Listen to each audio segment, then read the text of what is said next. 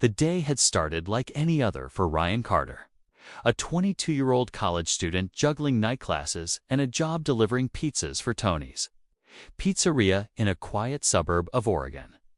It was a cold Friday evening in early February, and the skies were overcast, threatening rain. Ryan had just picked up a large pepperoni and mushroom pizza, 2 garlic breadsticks, and a 2-liter soda for delivery. The order was for 208 Maple Street. His phone buzzed as he sat in his dented red Corolla outside the shop. Tony texted, "Be quick, it's raining soon. Then head straight back. We're short-staffed."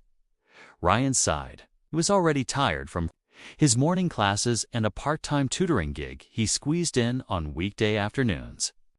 Pizza delivery paid the rent. Just he keyed Maple Street into Google Maps and let the calm voice of the GPS guide him as he drove through the winding roads of the neighborhood. But tonight, something strange happened. Whether it was a glitch or human error, the GPS rerouted him to 208 Maple Avenue, a similar address a few blocks over. He didn't notice the difference.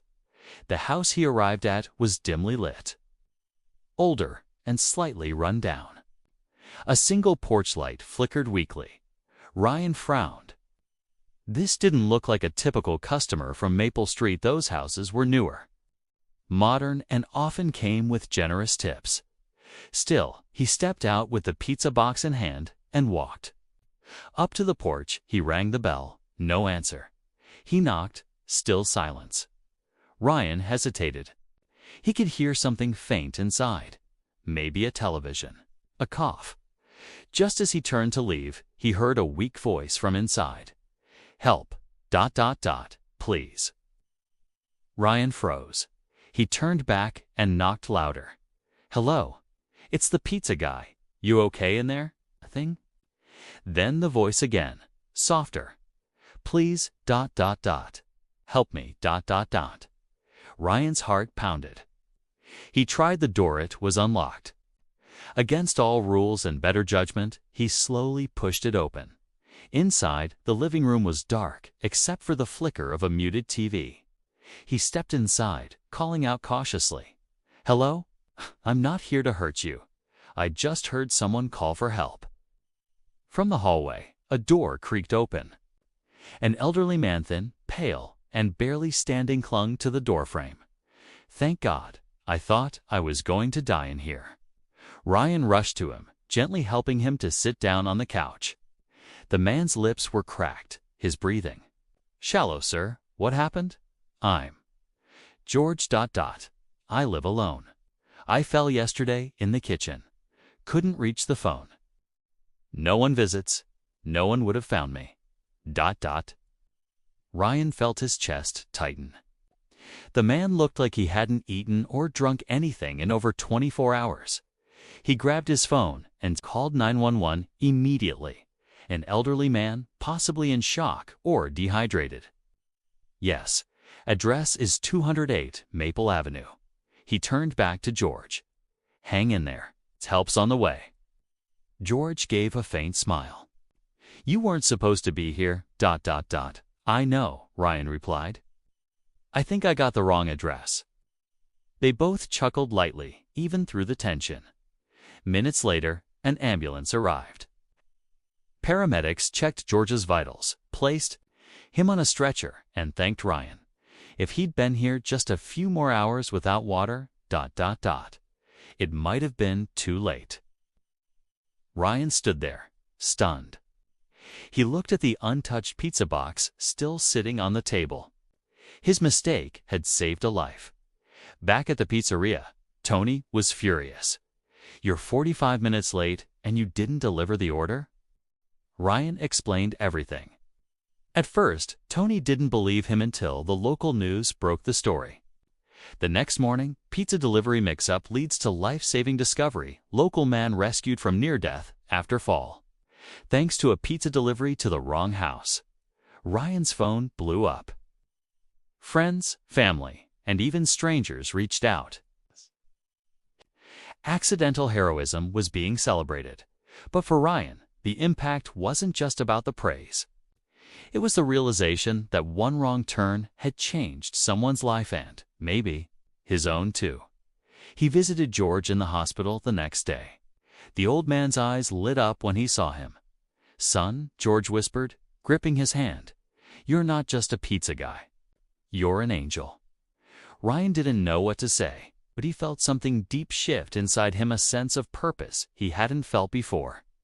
3 days after the incident, Ryan stood in the sterile white hallway of Ridgeview General Hospital, nervously holding a small bag of snacks and a crossword puzzle book. It wasn't much, but he didn't want to show up empty-handed. He slowly opened the door to room 213. Ryan. George's eyes lit up like a child seeing an old friend. His voice was stronger now, his color returning. "You came back." "I told you I would, didn't I?" Ryan smiled. "You're the only visitor I've had in months." That sentence hit Ryan harder than he expected. Over the next few weeks, Ryan visited George regularly. They talked for hours about music, books, life, and loss. Ryan learned that George had once been a professor of history, married for 42 years, and had lost his wife 3 years ago. They had no children. The loneliness had slowly crept in. Ryan also shared his life, his struggle with college debt, his dream of becoming a writer, and the pressure of being the eldest son of a single mom. "You know," George said one day, "I've lived a full life, but I've never owed someone my life until now. Come on, I just delivered the wrong pizza." "No, you listened when most would have walked away. That's rare." After being discharged, George invited Ryan to his home, this time on purpose. It was filled with dusty books, old records, and a warm emptiness that begged for company. One evening, over grilled cheese and tomato soup, George disappeared into his study and returned with a small brown box. "I've been thinking. I don't have anyone left, but I have this." Inside was a checkbook and a stack of old writing manuscripts, essays, unpublished memoirs. "I want you to have it all." Ryan blinked. "What do you mean?" "Want you to publish my stories, and I want to help you write yours. I've saved enough over the years, more than I need. Let me pay for your last 2 semesters. Call it a return on kindness." Ryan's throat tightened. He shook his head in disbelief. "I can't. You already did." Months passed. George and Ryan became inseparable. Ryan moved in temporarily to help around the house. They co-wrote a book called Wrong Door, Right Time, a collection of stories about unexpected kindness.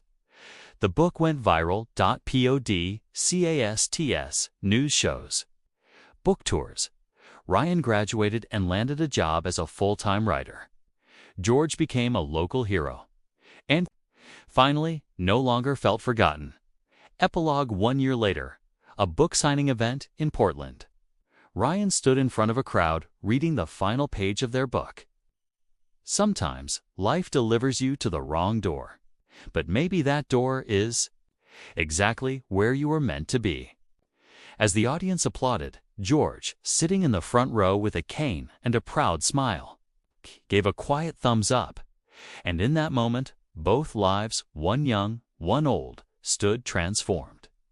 All because of one wrong pizza delivery.